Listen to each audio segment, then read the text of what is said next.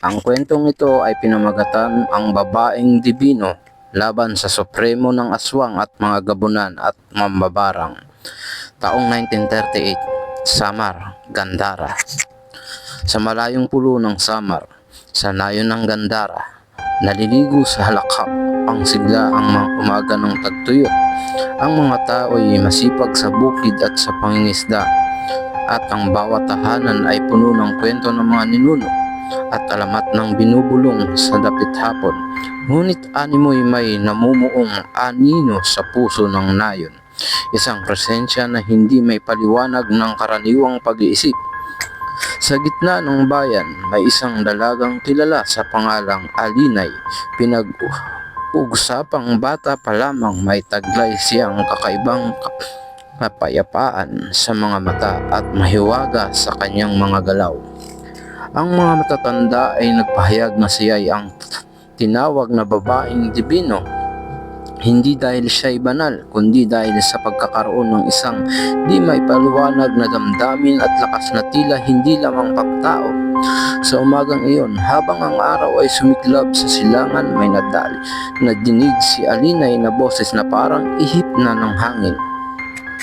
Gagabayan ka ng ilaw sa dilim. Ito'y bulong na hindi niya mawari kung ito ba'y panaginip o totoong sinasabi.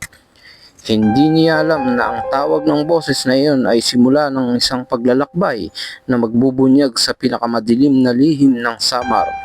Ang supremo ng aswang, pati na rin ang mga gabunan, ang mga pangyarihang mambabarang nagtatago sa ilalim ng balat ng bayan. Mga alamat ng dilim sa puno ng baliti. Sa pinakatuktok ng bundok, may isang matandang kilala sa tawag na mahal na mangkukulap. Siya ang tagapag-ingat ng mga sinaunang kwento ng aswang at mga espiritu. Ayon sa kanya, ang mga aswang ay nilalang na may kakayahang mag-anyo ng tao sa gabi. At ang kanilang pinuno, ang supremo ng aswang, ay isang nilalang na matagal nang itinatago ng mga matatanda sa mga kaharian ng dilim. Siya ay may kapangyarihang kasing lakas ng bagyo, kasing talino ng panlilinlang. May isa ring uri ng nilalang, ang gabunan, na sinasabing mga tagapagdala ng sumpang panganib at sakit. Sila ay mga espiritong walang katawan, tumatawid sa gabi at nagpapakawala ng mga bulong na nakakasira sa isip ng tao. At higit sa lahat, ang mga mambabarang, mga mangkukulam na gumagamit ng mga itim na ritual at kulam para saktan ng iba. Ayon sa alamat, sila ay nagtitipon sa gabi ng buwan ng Disyembre, nag-aasang makipag-alyansa sa kapangyarihan ng aswang. Ngunit ang malaking tanong, bakit tila nagngingit-ngit ngayon ang dilim sa Gandhara? May mga nawawalang tao, mga nagigibagibang halakhak at sigaw sa mga baryo, at mga bakas na animo hindi gawa ng tao. Ang unang babala, ilang linggo matapos marinig ni Alinay ang tinig, nakaramdam siya ng kakaibang lamig habang naglilinis sa bakuran. Ang araw ay nagniningning, ngunit may malalim na handog ang hangin. Biglang kumulog ang ulap at may pag-ulan. Mahihinang butil dahil sa karanasan na nakaraan. Alam niyang hindi normal ito para sa panahon ng tagtuyot. Dito niya muling narinig ang bulong. Simula na ng lahat ng gabing darating. At sa gabing yabag na iyon, nagtipon ang mga tao sa plaza. Ang matatanda ay nakatingin sa kadiliman at tila may hinahanap. May kasamaan na mumutaw sa gitna ng bayan. Bungad ng isa sa mga matatanda. Ngunit hindi sapat ang takot para pigilan ang pag-asa sa mga puso ng tao, lalo na kay Alinay. Ang paglalakbay patungo sa bundok, isang hapon.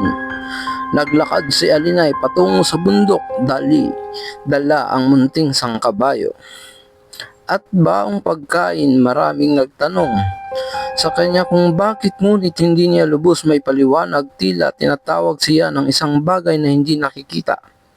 Habang siya ay umaakyat, nakasalubong niya ang isang matatandang lalaki na may malalim na mga mata at may mahaba at puting buhok. Ikaw ba ang babaeng hinahanap? Ang anino? Tanong ng matanda. Hindi nagulat si Aninay sapagkat alam niyang hindi ito ang pangkaraniwang tao. Ako si Lolo Santi, isang tagapagtanod ng mga lihim usal na matanda. Hindi lahat ng nakikita ay tunay at hindi lahat ng tunay ay nakikita. Ipinagpatuloy ni Alinay ang pag-akyat dala ang mga aral ni Lolo Santi sa puso, hindi sa isip lamang.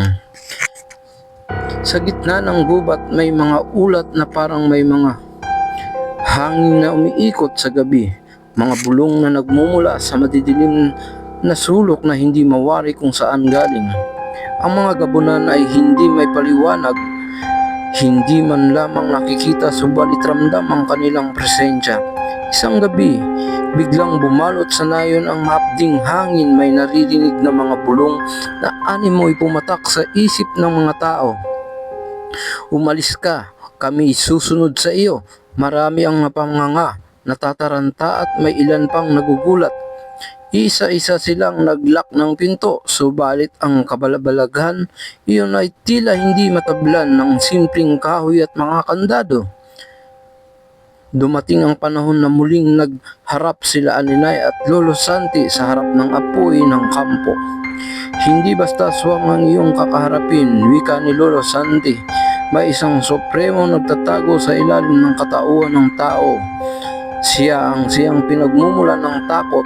Paano ko siya haharapin? Tanong ni Aninay na may halong pag-aalinlangan. May isang bagay sa iyo na wala ang iba. Sagot ni Lolo Santi, yung puso na hindi natitinag ng dilim. Habang papalapit ang gabi ng buwang pagtitipon ng mga mambabarang, lumalala ang mga pangyayari sa Gandara.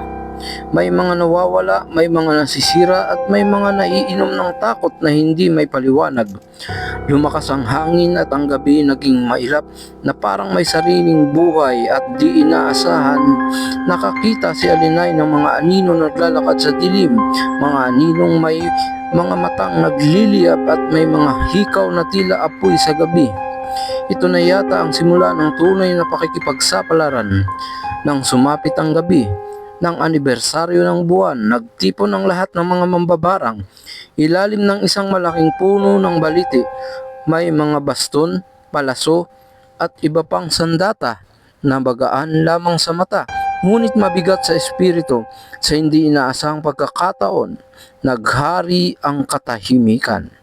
At sa dilim ng gabi may isang tinig na bumulong. Ako ang supremo ng dilim at panahon na upang magharap. Isang lalaki lumabas mula sa anino, supremo ng aswang. Hindi siya anyo ng tao lamang, ang kanyang mga mata ay apoy naglalagablab sa dilim. At ang kanyang mga galaw ay parang sinasadya upang gumulong sa takot at pangamba. Hindi nagdalawang isip si Alinay, hawak ang tinamong krusipanyong gawa sa matandang kawayan. Lumaban siya sa madilim na pinuno ng mga aswang.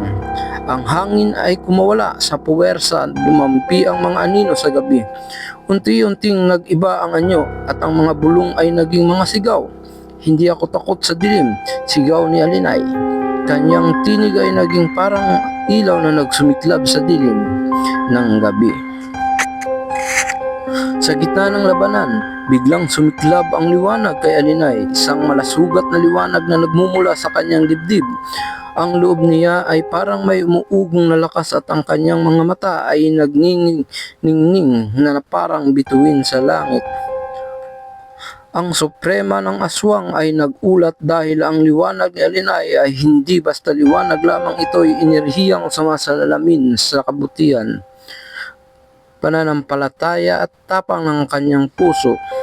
Habang lumalaban sila, ang buong paligid ay parabang nag-ugoy sa hangin, ang mga anino ay nagpayanig at ang mga saksi sa digmaan ay huminga ng malalim. Hindi mo kami mapipigilan, sigaw ng supremo ng aswang.